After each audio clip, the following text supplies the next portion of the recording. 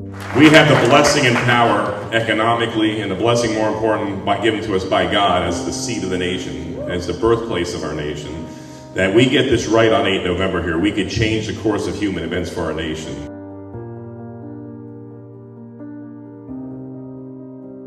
And so this is dead serious here. We're at a crossroads. And so please do your part as part of the Mastriano army to spread the word.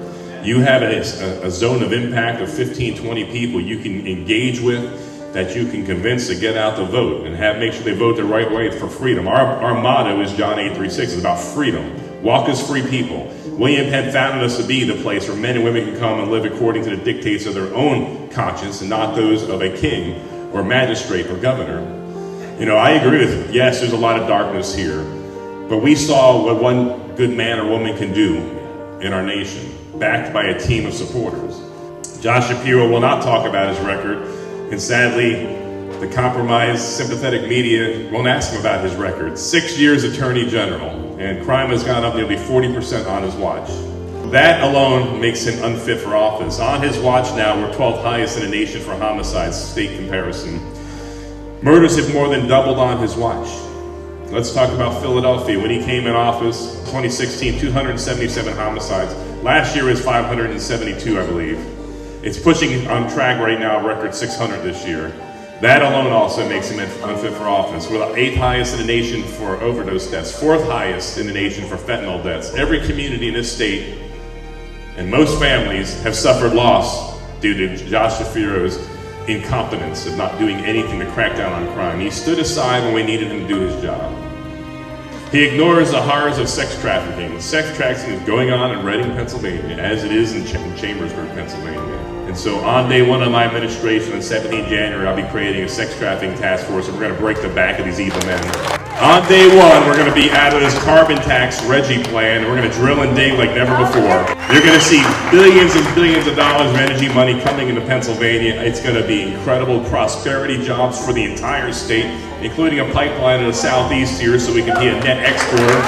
On day one, all masking and jab for job requirements are over forever in Pennsylvania. On day one, critical race theory will be banned from our public schools. That graphic porn will be out of our school libraries. We're going to reaffirm parental rights. No more sexualization of our kids in the schools. That's no place for it. The parents have the last word. The parents are in charge of their kids' education and training.